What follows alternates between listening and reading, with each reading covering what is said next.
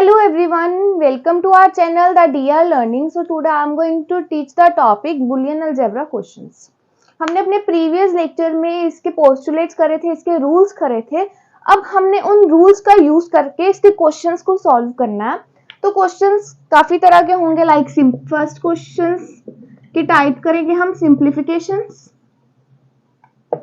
Second question करेंगे left hand side right hand side वाले, मतलब कि लेफ्ट हैंड साइड गिवन है उसको हमने राइट हैंड साइड के इक्वल करना है. ठीक है, जो भी राइट हैंड साइड पे गिवन है मतलब दोनों साइड हमने सेम करना है. थर्ड क्वेश्चन होंगे एसओपी टू पीओएस कन्वर्जन्स. ये हम तब करेंगे जब हम इसका टॉपिक करेंगे. ठीक है, फॉर द टाइम हमें बस ये दो टाइप्स के क्वेश्चंस करने हैं. फर्स्ट वन इज सिंप्लीफिकेशन और सेकंड वन इज कि लेफ्ट हैंड साइड और राइट हैंड साइड को हमने इक्वल करना है.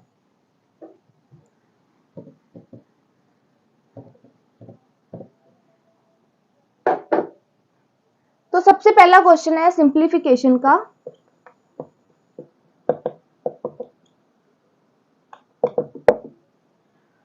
उन्होंने हमें ये क्वेश्चन गिवन कराया है, ये स्टेटमेंट गिवन करी है A B plus A B का कॉम्प्लीमेंट. ठीक है, अब हमने इसको सॉल्व करना है और इसको सिंप्लीफाई करके इसका आंसर निकाल देना है. ठीक है, अब सबसे पहले हमें देखना है इस जो स्टेटमेंट है इसमें कोई कॉमन आ रहा है. देखो यहाँ पे ए जो है इधर भी है और इधर भी है. ठीक है, तो हम ए को क्या करेंगे कॉमन ले लेंगे, अंदर क्या बच जाएगा बी प्लस बी का कॉम्प्लीमेंट. ठीक है, अब आपको याद होगा कि हमने एक रूल करा था, एक पोस्टुलेट करा था दैट अगर b प्लस बी का कॉम्प्लीमेंट है वो हमेशा 1 के इक्वल होगा. ठीक है, करा था ये पोस्टुलेट हमने प्रीवियस लेक्चर में अपने. तो हम क्या लिख देंगे यहाँ पे a1. ठीक है, तो यहाँ पे मेरा आंसर क्या आ जाएगा ए. ठीक है, ये सिंप्लीफाई हो गया. ये स्टेटमेंट गिवन थी, इस स्टेटमेंट को मैंने सॉल्व करा और सिंप्लीफिकेशन करके मेरा आंसर क्या आ गया, मेरी आउटपुट क्या आ गई ए. अब जो आंसर हम पोस्टुलेट यूज करते हैं ना हमने वो यहाँ पे लिखना होता है. ठीक है, अगर हम नहीं लिखेंगे तो हमारे मार्क्स कट जाएंगे. इसलिए जो भी पोस्टुलेट जो भी रूल हम यूज कर रहे हैं उसको हमें ये इधर वाली साइड पे लिखना है. ठीक है, अब ये नोट डाउन कर लो, फिर हम सेकेंड क्वेश्चन करते हैं.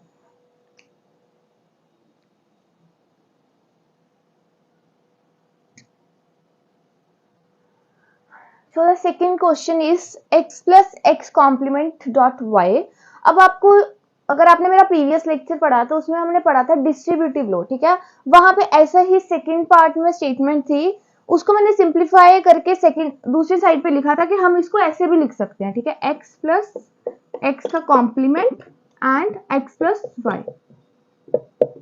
अब इसमें कोई कॉमन तो है नहीं, इसलिए हमें फिर लॉ का यूज करना पड़ेगा या देखना पड़ेगा कि पोस्टुलेट्स में कौन सा पोस्टुलेट यहाँ पे अप्लाई हो सकता है. ठीक है, हमने पढ़ा था कि अगर यहाँ पे हो x plus x dot y ही हो तो हम ऐसे लिख सकते हैं x plus x plus Y.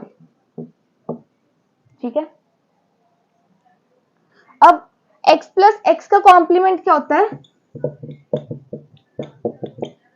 1, तो हम यहाँ पे लिख देंगे 1 और इधर आ जाएगा x प्लस वाई. तो मेरा जो आंसर है, जो मेरी आउटपुट है वो क्या आ जाएगी x प्लस वाई. आप ये नोट डाउन कर लो, फिर हम इसके अगला क्वेश्चन करते हैं.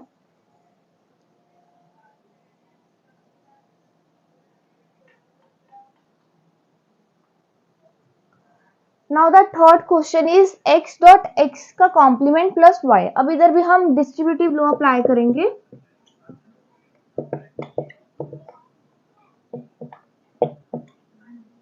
डिस्ट्रीब्यूटिव लॉ का हमने ए पार्ट करा था, उसमें क्या था कि अगर हमारे पास गिवन है x डॉट एक्स बार प्लस वाई तो हम उसको लिख सकते थे x डॉट एक्स बार प्लस एक्स वाई. ठीक है, अब हम इधर लिख सकते हैं x डॉट एक्स बार प्लस एक्स वाई. ठीक है, अब x डॉट एक्स बार क्या होता था 0 के इक्वल. ठीक है, हमने पोस्टुलेट्स में करा है कि अगर x डॉट एक्स बार है तो वो किसके इक्वल है 0 के. तो मैं इधर लिख दूंगी 0 प्लस एक्स वाई. तो यहाँ पे क्या आ जाएगा मेरा सिंप्लीफाई करके एक्स वाई. ठीक है, आपको जो पोस्टुलेट्स है उसकी बहुत अच्छे से अंडरस्टैंडिंग होनी चाहिए ताकि आपको क्वेश्चन देख के पता लग जाए कि इसको मैं कैसे सिंप्लीफाई कर सकता हूँ. ठीक है, या कर सकती हूँ, इसको मैं कैसे सिंप्लीफाई कर सकती हूँ. अब इधर देखो कॉमन तो कुछ आ नहीं सकता था. ठीक है, लो ही लगना है तो लो लगा दिया मैंने और मेरा सिंप्लीफाई होकर क्या आ गया एक्स वाई। इन क्वेश्चंस की प्रैक्टिस की बहुत ज़रूरत होती है। आप किसी भी नेट पे जाके आप वहाँ पे सर्च करो बूलियन अलजेब्रा सिंप्लीफिकेशन क्वेश्चन, वहाँ पे बहुत सारे क्वेश्चन आ जाएंगे, उनको सॉल्व करो तभी आपसे ये क्वेश्चन जो है वो सॉल्व होंगे, अदरवाइज ये क्वेश्चन आपसे सॉल्व नहीं होंगे। ठीक है, अब हम आगे इसके वही left hand side right hand side वाले करते हैं। आप इतना नोट डाउन कर लो पहले।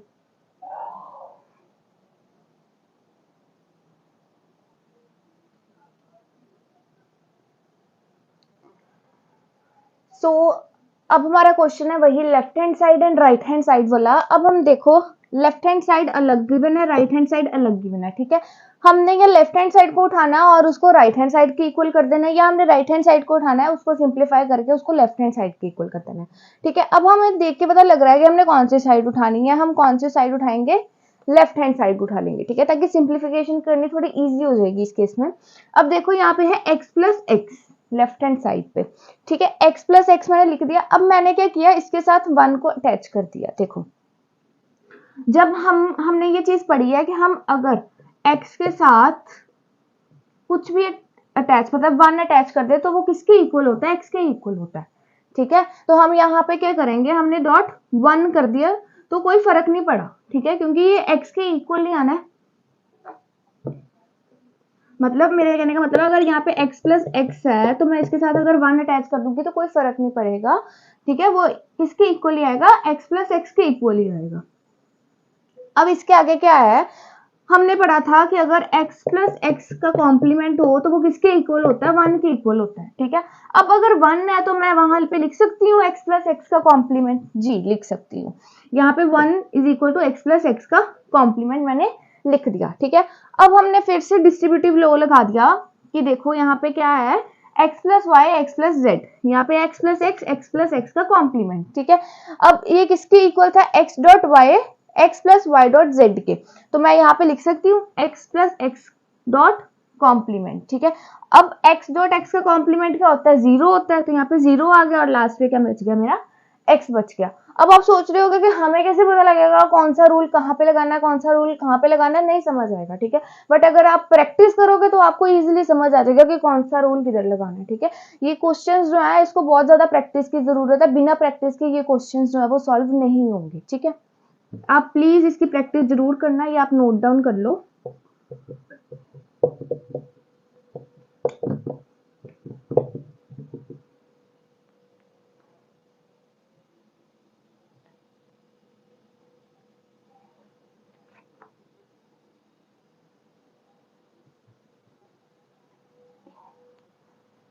सो इसका सेकंड क्वेश्चन है लेफ्ट हैंड साइड और राइट हैंड साइड को इक्वल करने बोला। अब इसमें क्या है, a dot a is equals to a है।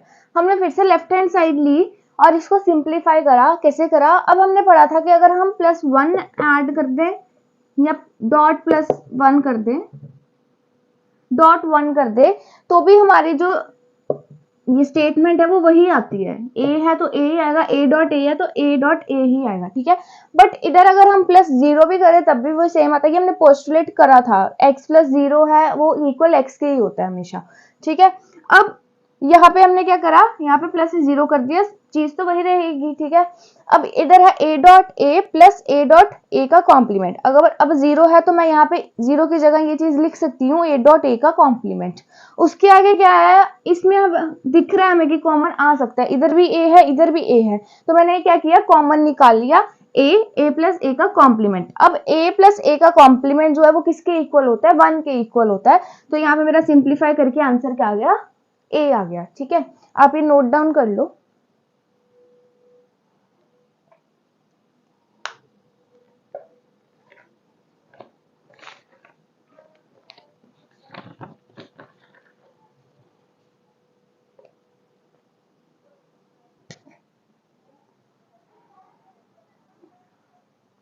अब कई बार पेपर में क्वेश्चन आ जाता है फाइंड द कॉम्प्लीमेंट। ठीक है, जो भी हमें क्वेश्चन गिवन है हमने क्या करना है, उसके ऊपर क्या करना है, कॉम्प्लीमेंट डाल देना है और उसको हमने सिंप्लीफाई कर देना है। अब देखो यहाँ पे मैंने कॉम्प्लीमेंट डाल दिया जो भी मेरे पास स्टेटमेंट गिवन थी उसके ऊपर। अब मैंने इसको क्या करना है, ब्रेक डाउन करना है। ठीक है, अब x जो था उसके ऊपर ऑलरेडी एक कॉम्प्लीमेंट था, उसके ऊपर क्या आ गया, डबल कॉम्प्लीमेंट आ गया।